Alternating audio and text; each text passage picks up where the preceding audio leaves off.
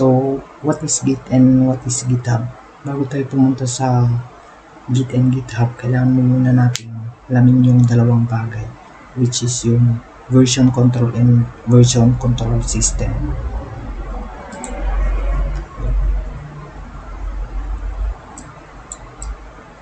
So, ano nga ba yung version control?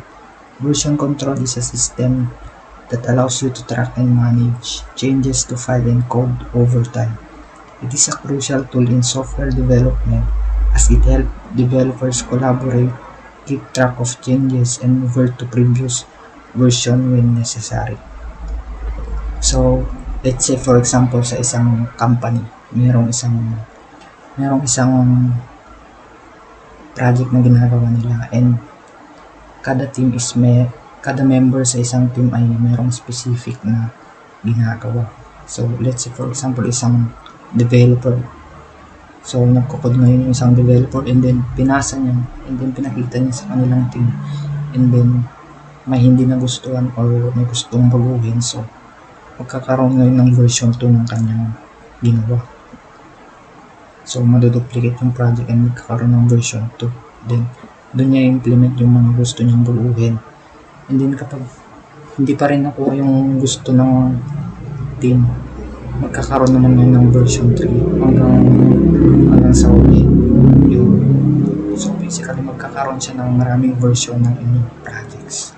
Version control.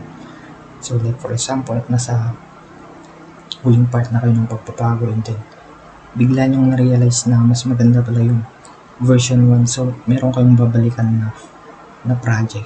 Ganun. So, ang downside nito is kada project na nagagawa mo is meron siyang sizes.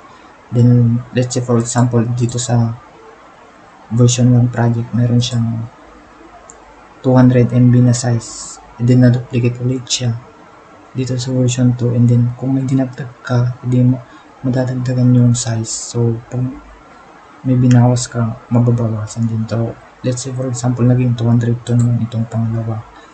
Then itong pangatlo naging 203. Itong pang-apat naging 204. So, total ngayon ng sizes nitong one is 600 something, 600 MB something. Sobrang laki naman sa isang project lang, sa isang file lang. So, dito ngayon papasok yung version control system. So, ano yung version control system? This enable you to maintain a history of changes, work on different branches of code simultaneously, and reach those changes back into a main code base. So, kung sa version control is nagduduplicate every project na pinapalitan mo, dito naman is yung specific file lang na binago mo is yung maduduplicate. So, like for example, ito yung project mo, hindi may naman siya ng file 2, file 3, then gusto mong buuin yung file 1. So, maduduplicate itong file 1, then magkakaroon ng file 1 version 2, and then i-merge niya ulit dito sa project. Parang siya na yung magiging main. Kung pwede mo pa rin balikan yung version 1 ng file. At the same time, na-implement mo yung version 2. So, ano yung mga ginagamit natin na version control system? Dito na papasok yung Git. Dito na papasok yung Git. So, punta tayo sa website nila, Git.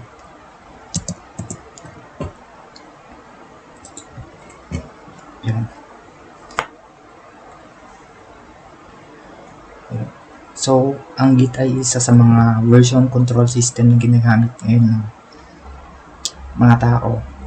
Mga tao. Then, punta tayo sa website nila, and then, download natin. Download natin sa latest, nakadepende sa anong software na ginagamit mo. So, download natin siya. Okay, ito download. Download natin.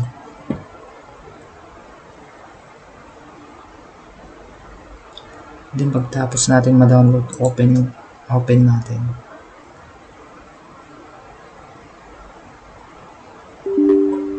Yes.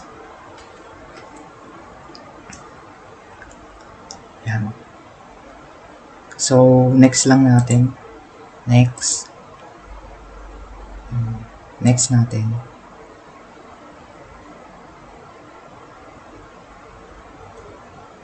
So, click natin itong new para mapunta sa main. So, next natin. Next.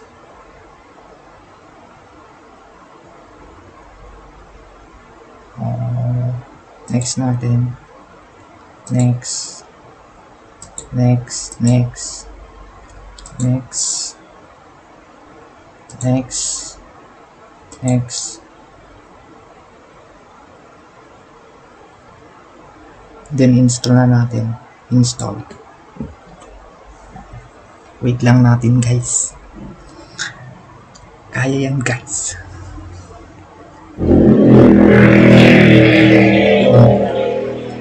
So launch natin yung git bash para doon tayo mag-ano ng mga commands. So ngayon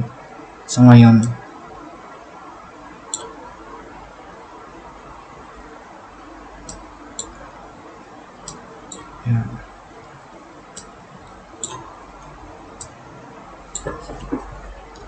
So check natin yung version ng ating git. So yan, git version 2.4 2.0 Windows 2. So itong command na to is yung gagawin natin command is lalagyan natin yung name and email natin para makilala kung sino yung nag-edit sa file natin. So basically ako lang din naman yung gumagamit sa laptop ko, so yung pangalan ko lang din yung ilalagay ko. So git config then space then // and then global then user that name, and then kung gagamit tayo ng space is gumamit tayo ng double quotation, then yung pangalan natin.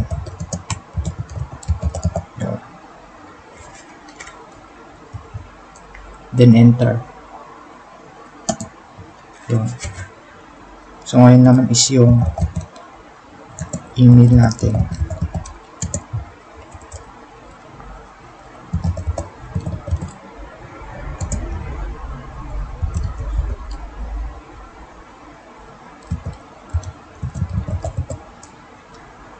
Ngayon di na tayo gagamit ng double quotation kasi magkakadugtong lang din naman yung ano.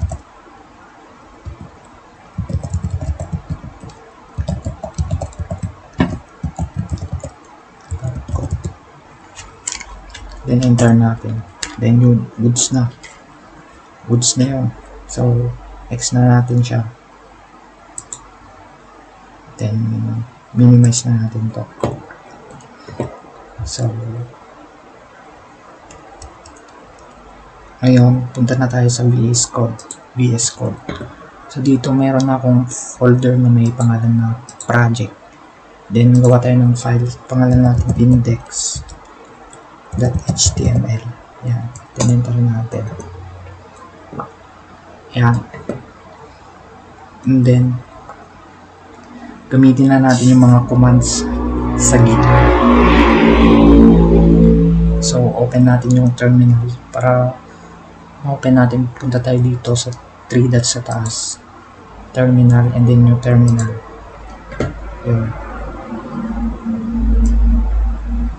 Yun. So dito na tayo sa ating terminal, and then pinakaunang gagawin natin is mag git init. So ano nga ba yung git init? So yung git init is para siyang mag-create ng directory sa isang folder mo para doon mo i-save lahat ng gusto mong matrack yung mga changes. So git init natin. So initialize empty git repository. So andun na yung So nakita yung index, nagkaroon siya ng letter U doon. Tawag niya nun is untrack. So hindi pa siya na-untrack. So kailangan natin siyang ilagay dun sa directory na ginawa natin. So para ma-add yun is gawin natin is git add tapos yung pangalan ng file index.html then enter. Yun. So check natin kung naka-ready na siya. So ang gawin natin is git status. Yun. Dito na siya. Ready na siyang makommit. So dito kung gusto na natin siyang ilagay dun sa directory is i-commit na natin siya. So git commit and then /n para sa comment, then double quotation, and then dito sa comment lagyan natin ng makabuluhang, hindi siya yung parang kung ano lang. So sabihin na natin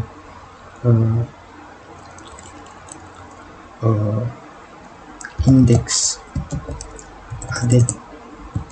added home HTML. So enter natin siya. Yun. So na-add na siya sa ating directory. So para i-check natin is git status. Yun. So wala nang file na kukumit kasi nalagay na siya. Para makita natin is git log yan lang. Yun. Kita natin dito yung siya, yung main author, dito yung comment. Yan. Ngayon paulit tayo ng file. Sabihin natin style.css. Enter natin. Yan. Clear lang natin tong terminal para wag na pala. Yan. So merong ulit bagong file. Kita natin merong ulit U which is untrack. Na-untrack ulit siya. So pag check natin yung status o git status, merong isang file dito na hindi pa nalalagay sa directory. Kumbaga kapag may binako tayo dito is hindi natin makikita yung history niya. So para ma-add ulit siya sa directory is gawin natin is git add ulit natin. Git add. Then ngayon, para mas madali is imbis na yung pangalan nito ang ilagay natin is yung dot na lang. So yung dot represent all. So git add all. Lahat ng file dito is masasama na. Kung ano yung bago, kung ano yung luma, lahat na yan. So git add all and then enter natin. Then pag walang boots na yun, then tignan natin kung ready na siya. Yun, ready na siya makommit. So commit na natin. So git commit and then lagyan ulit natin ng comment para hindi tayo malito. Added style then enter natin. Yun. So check natin sa history log. Para mas madali sa mag-check ng log, lagyan natin ng double slash and then one line para hindi siya masyadong details. Kumbaga nakita lang natin na andun yun.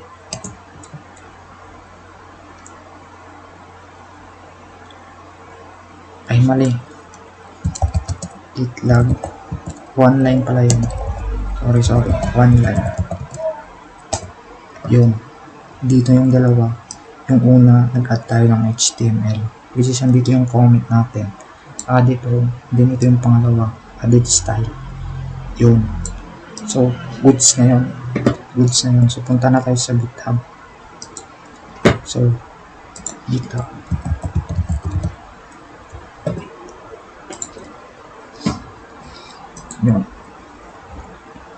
So, ano nga ba yung GitHub?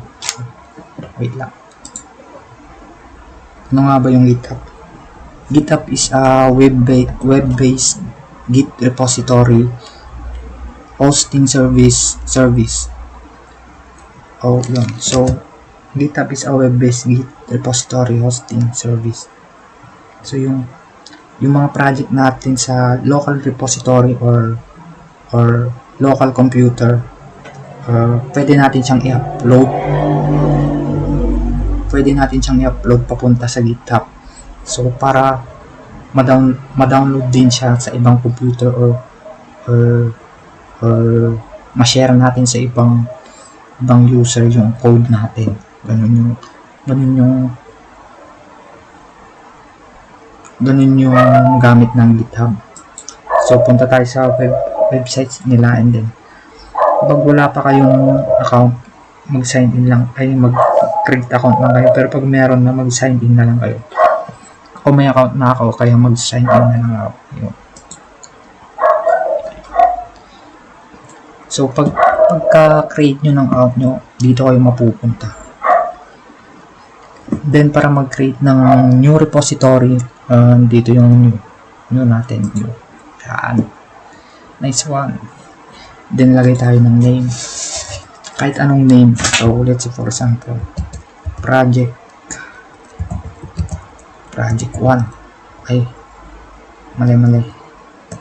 Project, yan. Project 1, sabihin na natin project 1. Then, kung gusto mong ma-access siya ng kahit na sino, public natin. Pero kung gusto mo ikaw lang, private mo na. Pero ngayon, public mo na yung gagamitin natin. And then, yan na natin yan. And then, create na natin. Yan. Yung pagka-create natin is punta tayo dito sa settings. Yan. Settings. Then, dito sa pages.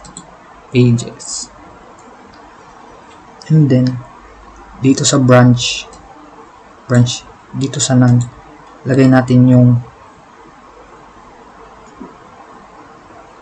puto ko lang main. Lagay natin main. Kaso wala. Pinita.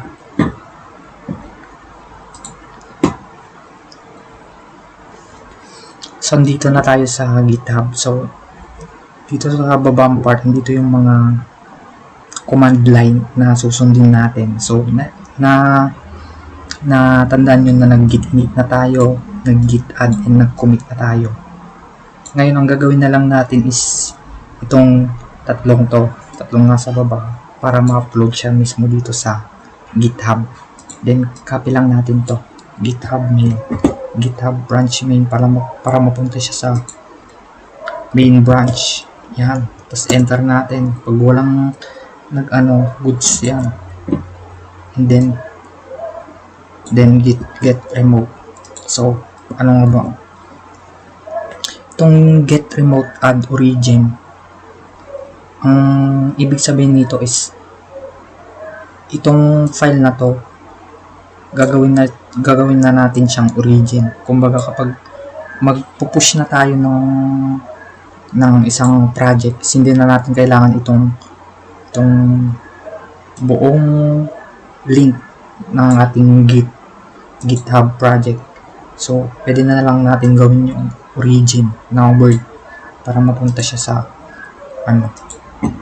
sa ating repository. So, andito na yung pinakahuli. Yun.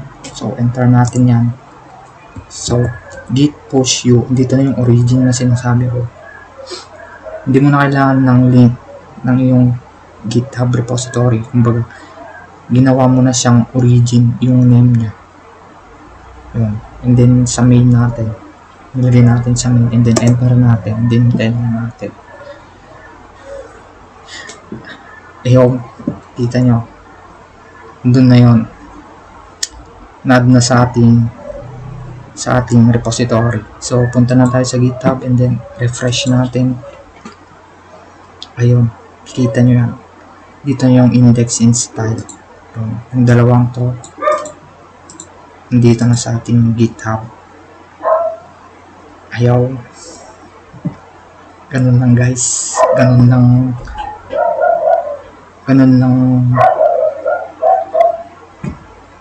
gamitin ang Git and GitHub.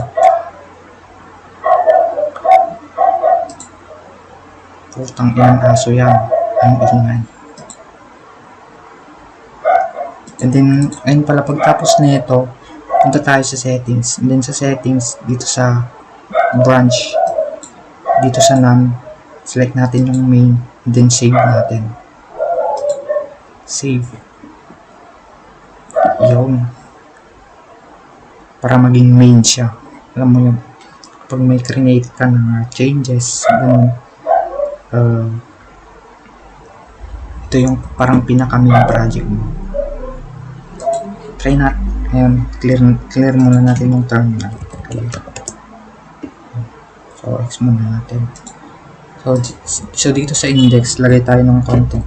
Yan. And then, save natin. And then, lagay tayo ng paragraph. So, project namin to. Yan, project namin to. So, save natin. So, pagka-save natin, meron tayong makikitang letter M dito. Which means na-modified yung file. So, na-modified. So, kailangan natin siyang ulit i-save. So, para doon, open ulit natin yung terminal. And then, git add. Ganun ulit, git add ulit natin.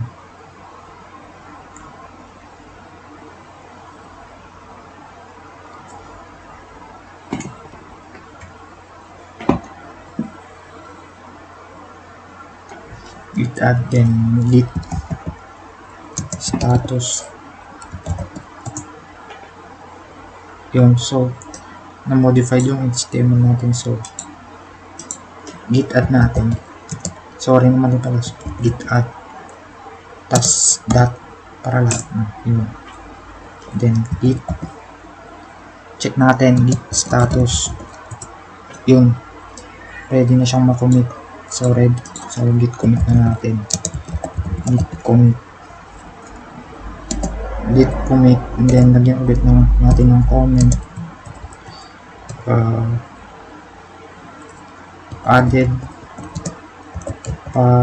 paragraph in index.html. Yun, mawawala na yung M kasi na-save na natin siya. Ganun lang yun. Then, let's say for example dito naman sa ating body, background color, sabihin natin red. Save natin siya. Then dito, click natin yung style natin.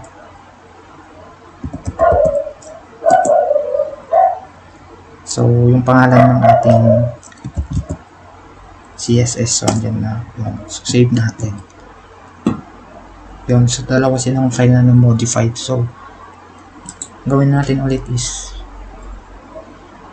save ulit natin siya. Git add space all. Then, enter. Then, check natin. Yun. Yung dalawang file na minodified natin. Dito na. Ready na siyang makamit. So, git commit. Git commit. Then, commit natin para hindi tayo malilito. Then, lagay natin is added background color. Yun. Enter natin. Yun.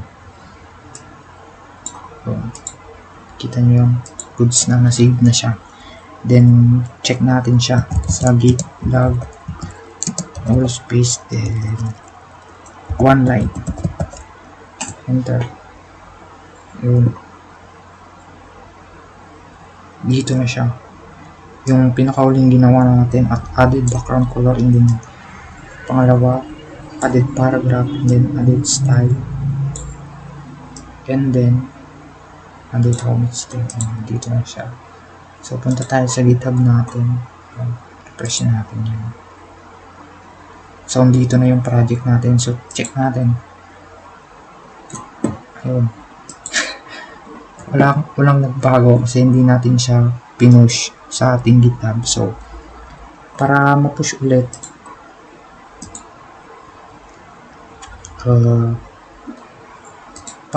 siya, tawag na ito,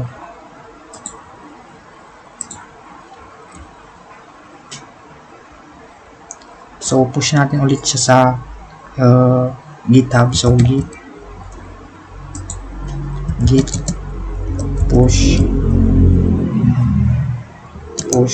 origin, then main.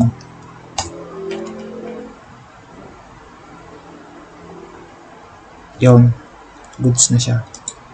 So refresh natin ito. Ayan. So nakikita natin nga dito 4 commits. Dito yung mga commit binago natin. Ayan. Then tayo sa settings. Then punta tayo sa page. Then itong link na to, check natin. Puta, walang medyo. Then